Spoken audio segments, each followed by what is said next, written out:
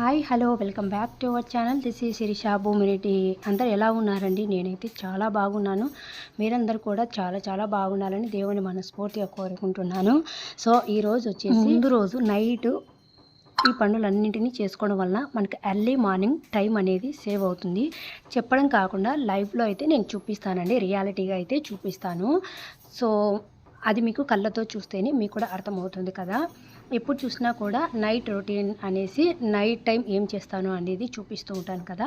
ఇప్పుడు నైట్ చేసుకోవాల్సిన పనులు మనకు పెండింగ్ పడిపోతే ఎర్లీ మార్నింగ్ వచ్చేసి ఇంట్లో ఎంత బిజీగా ఫాస్ట్గా ఉరుకులు పరుకులతో ఎలా ఉంటుంది అనేది ఈ వీడియో అయితే చూపిస్తాను. సో అందుకనేసి లాస్ట్ వరకు స్కిప్ చేయకుండా చూడండి. ప్రతిదీ ఎక్స్ప్లెయిన్ చేస్తా మాట్లాడుతూ ఉంటాను. సో ఇక్కడ వచ్చేసి మార్నింగ్ లేచిన తర్వాత బ్రష్ చేసుకొని వచ్చానండి. కాస్త లేటే అయ్యింది. ఈ పనులన్నీ నైటే గుడక చేసుకుని ఉంటే నాకు ఎర్లీ మార్నింగ్ ఇంత హెటిక్గా ఉండేది కాదేమో డే. ఎందుకంటే మనం హౌస్ వైఫ్స్ అయితే ఇంటికాడ ఉంటాం కాబట్టి ఒక గంట లేట్ లేసినా కూడా ఇబ్బంది ఉండదు. లేట్గా పనులు అనేది మనము చేసుకుంటూ ఒక గంట అటో పర్వాలేదులే అని అనుకోవచ్చును. కొంతమంది ఆడవాళ్ళు జాబ్కు కానివ్వండి, ఏదైనా పనులు కావండి, స్టిచ్చింగ్ కానివ్వండి, ఆడవాళ్ళు ఉంటారు కదా, ఒకరి మీద ఆధారపడుకోకుండా ఇండిపెండెంట్గా తనకంటూ ఒక స్థానం, ఒక గుర్తింపు ఉండాలి, ఒకరి మీద ఆధారపడకూడదు అనేసి కొన్ని ఆడవాళ్ళకు వచ్చిన టాలెంట్ను ఉపయోగించుకొని కొన్ని వర్క్స్ అనేది చేసుకుంటూ ఉంటారు కదా. లైక్ టైలరింగ్ కానివ్వండి, పెయింటింగ్ కానివ్వండి, శారీస్కి వర్క్ చేయడం కానివ్వండి, డ్రెస్సులు కుట్టడం కానివ్వండి, ఇలా ఏదో ఒకటి తనకంటూ వాళ్ళ కాళ్ళ మీద వాళ్ళు నిలబడడానికి కొన్ని మార్గాలైతే ఎంచుకో ఉంటారు కదా. అలాంటి వాళ్ళకు కూడా బాగా హెల్ప్ అవుతుందండి. ఎప్పుడు చూసినా కూడా ఆడది తలుచుకుంటే ఎంత పనినైనా కూడా అలసట అనేది లేకుండా చేస్తుంది. కొంతమంది ఆడవాళ్ళు ఉంటారండి, ఏదైనా పని చెప్తే ఏదన్నా చెయ్యాలి, ఇట్లా చెయ్యండి, మనం ఉండబట్టలేక ఒక మనిషికి మనం ఏదో ఒక ఫ్రెండ్లా కానివ్వచ్చు, ఒక రిలేషన్లా కానివ్వచ్చు, ఏదో ఒకటి చేసుకోవచ్చు. కానీ అతి తెలివితేటలు మనకు వాళ్ళతో అనిపించుకునేదానికి అతి తెలివితేటలు ఉంటాయి కదా. వాళ్ళు వినరని తెలిసి కూడా మనము ఉచిత సలహాలు ఇస్తూ ఉంటాం కదా. అలాంటి వాళ్ళకు ఉచిత సలహాలు ఇచ్చే వాళ్ళకు ఇలానే కావాలి. వాళ్ళ సమాధానం ఏమిటంటే ఇలా చెప్తారనమాట, నాకు టైం ఉండదు, హెల్ప్ చేసేవాళ్ళు ఉండరు, సో అందుకనేసి మేము ఎక్కడికి వెళ్ళలేము, చెయ్యలేము అనేసి చేతరాని మాటలన్నీ మాట్లాడుతూ ఉంటారు చూడండి. వాళ్ళు కూడా ఈ వీడియో చూడొచ్చునమాట.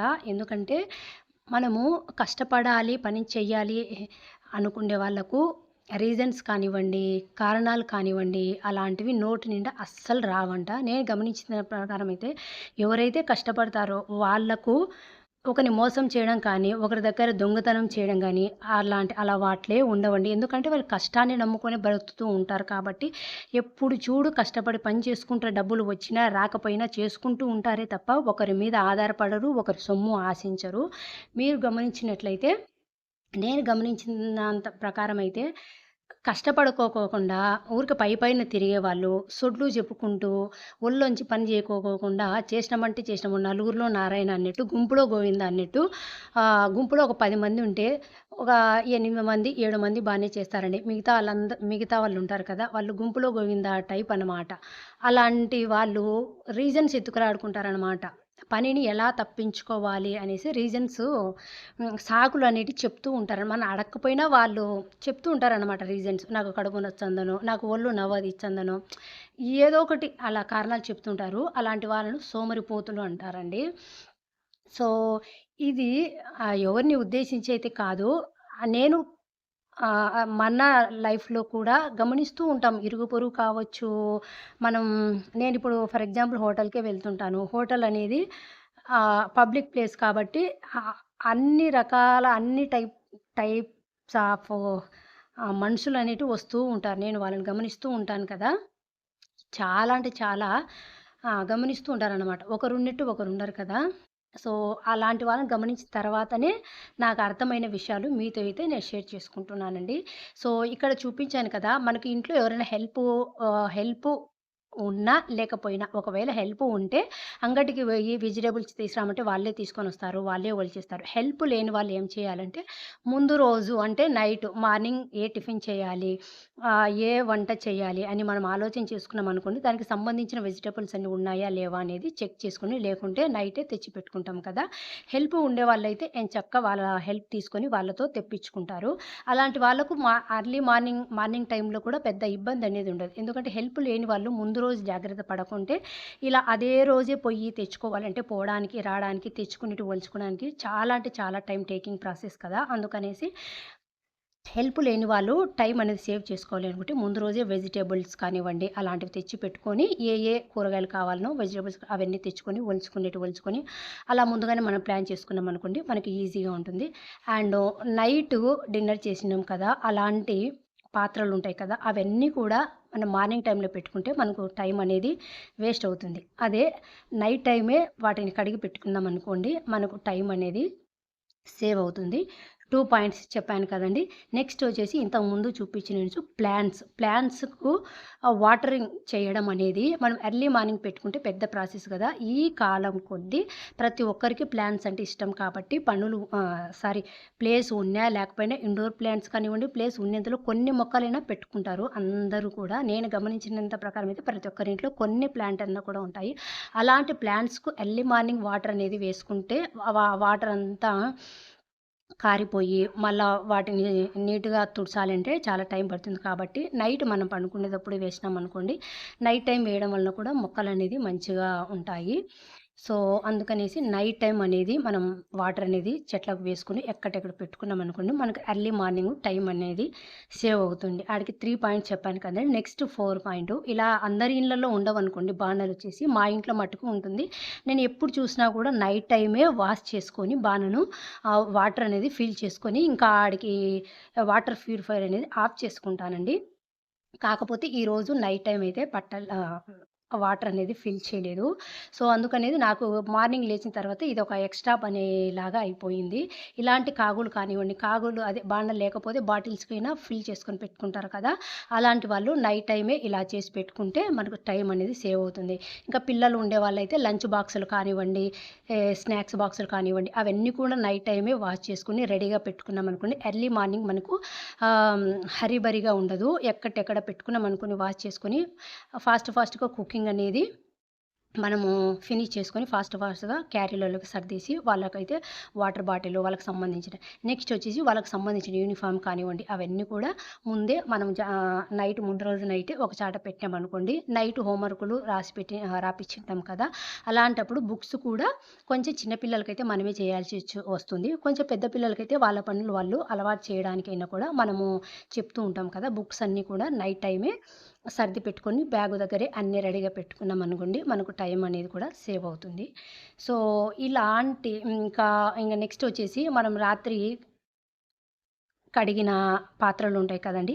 అవన్నీ కూడా మనం నైటే ఎక్కటెక్కడ తుడిచి మంచిగా పెట్టుకున్నామనుకోండి, ఎర్లీ మార్నింగ్ మనకు అంత టైం అనేది పట్టదు కదా! మీరు చూసినట్టయితే వాటర్ తాగేటప్పుడు ఒక సైడ్‌కి చూస్తే వాష్ చేసిన యుటెన్సిల్స్ అన్నీ కూడా ఎన్ని ఉన్నాయో చూడండి. ఇవన్నీ ఇప్పుడు నాకు మార్నింగ్ పెట్టుకున్నామనుకోండి, నాకు చాలా అంటే చాలా టైం పడుతుంది. ప్రతి ఒక్కటి తుడిచి పెట్టుకుంటాం కాబట్టి చాలా టైమే పడుతుంది. సో, ఇలాంటివి కూడా మనం నైటే చేసి పెట్టుకున్నామనుకోండి, మనకు టైం అనేది సేవ్ అవుతుంది.